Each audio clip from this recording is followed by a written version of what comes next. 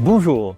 Alors qu'un nouveau semestre commence, où en sommes-nous et quelles sont les perspectives de vos investissements pour le reste de l'année 2025 ? C'est ce que je vous propose de voir sans plus tarder.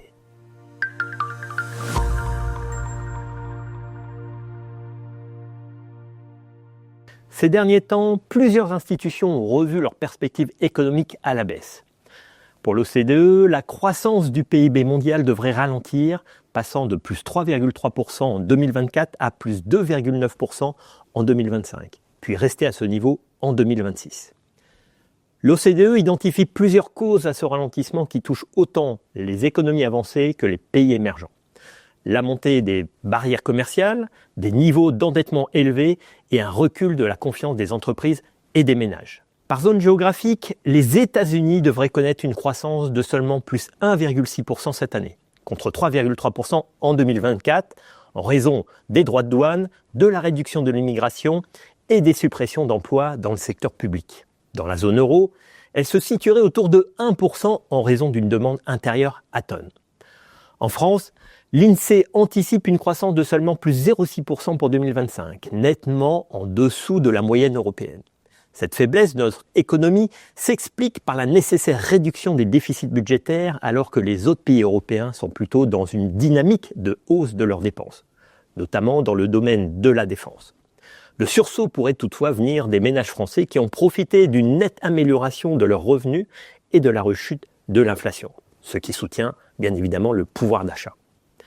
Enfin, les pays émergents qui malgré tout restent dynamiques sont eux aussi confrontés à des vents contraires, notamment la Chine, dont l'économie pâtit des tensions géopolitiques croissantes et d'un secteur immobilier affaibli. En résumé, la croissance mondiale va ralentir sous l'effet des droits de douane, même si le scénario du pire a été évité avec la désescalade des dernières semaines.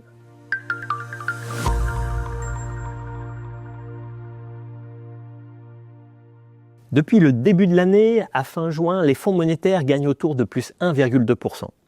Les obligations font un peu mieux avec une performance moyenne d'environ plus 1,7%.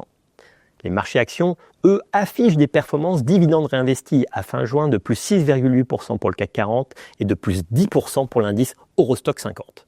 À titre de comparaison, le Dow Jones américain gagne plus 4,5% en dollars, mais cède 8% en euros compte tenu de la baisse de 12% du billet vert par rapport à la monnaie unique depuis le début de l'année.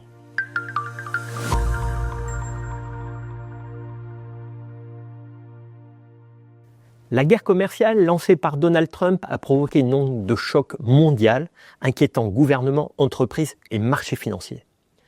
La hausse des droits de douane et la réduction des dépenses publiques ralentiront probablement la croissance américaine et pèseront sur Wall Street. En Europe, la poursuite de la désinflation, la baisse des taux de la BCE, le plan de relance budgétaire allemand à plus de 800 milliards d'euros, celui de la Commission européenne, baptisé « Réarmer l'Europe », sont autant de catalyseurs qui soutiendront la croissance et compenseront l'impact négatif des droits de douane. À propos des banques centrales, nous prévoyons pour la BCE, et après sa baisse du mois de juin dernier, 2 baisses supplémentaires de taux d'ici la fin de l'année.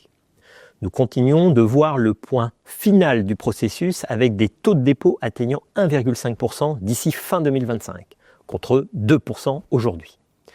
Quant à la Fed américaine, nous anticipons qu'elle pourra baisser ses taux directeurs dès septembre. Le mouvement qui s'en suivra restera graduel à raison d'une baisse de 0,25% par trimestre, soit 2 réductions de taux en 2025.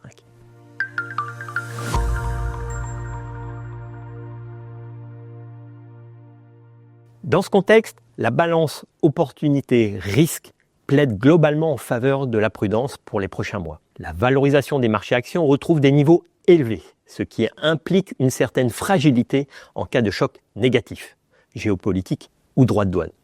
C'est pourquoi nous décidons de prendre nos profits sur la surexposition aux marchés actions de la zone euro mise en place au mois d'avril dernier pour revenir à la neutralité. Nous considérons que de meilleurs points d'entrée sont désormais à attendre. Nous restons positifs sur les valeurs moyennes européennes, small et mid cap, moins concernées par les droits de douane. Elles bénéficieront aussi des plans de dépenses budgétaires de l'Allemagne et du plan Réarmer l'Europe, de la baisse des taux ou encore du repli des prix de l'énergie. Au niveau sectoriel, nous sommes majoritairement neutres, mais avec des convictions plus marquées sur les valeurs. Ainsi, nous sommes positifs sur l'immobilier, les semi-conducteurs ou encore la cybersécurité. Au niveau géographique, nous sommes neutres sur les actions américaines tout en restant surpondérés sur les technologiques. Par ailleurs, nous sommes surpondérés sur les actions chinoises et indiennes et sommes peu exposés aux valeurs japonaises. La hausse de la volatilité sur les marchés actions a permis aux obligations faisant office de valeur refuge de performer. Les taux obligataires européens ont encore du potentiel de recul à court terme, avec la poursuite de la désinflation et le cycle de la baisse des taux de la BCE.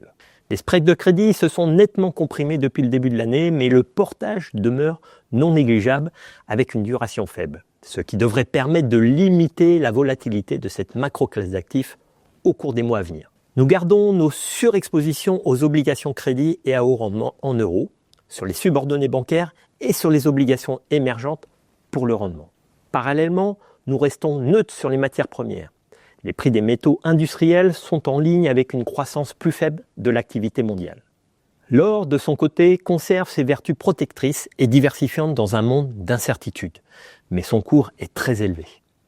Pour ce qui est du pétrole, l'instabilité géopolitique devrait alimenter la volatilité des cours, mais le risque d'envoler restera limité. Nous avons abaissé notre cible de fin d'année à 60 $ le baril contre 70 $ le baril précédemment. Sur les devises, la primauté du dollar américain parmi les monnaies de réserve fait face à plusieurs menaces, notamment le déficit budgétaire américain ou encore les difficultés liées à la croissance et à l'inflation. À ces niveaux, nous restons neutres sur la parité euro-dollar. En conclusion, il est facile de dresser un tableau pessimiste du paysage actuel de l'investissement. Il y a le ralentissement de l'économie mondiale, la guerre commerciale orchestrée par les États-Unis, les inquiétudes quant à la santé budgétaire américaine, mais aussi les tensions géopolitiques et des valorisations sur les marchés actions et crédits toujours élevées. Mais il y a plusieurs raisons de rester optimiste dans les mois à venir. Tout d'abord, le pic de sentiments négatifs sur les tarifs douaniers est probablement derrière nous. La consommation tient. Les politiques de relance budgétaire s'accélèrent aux États-Unis, en Europe et en Chine.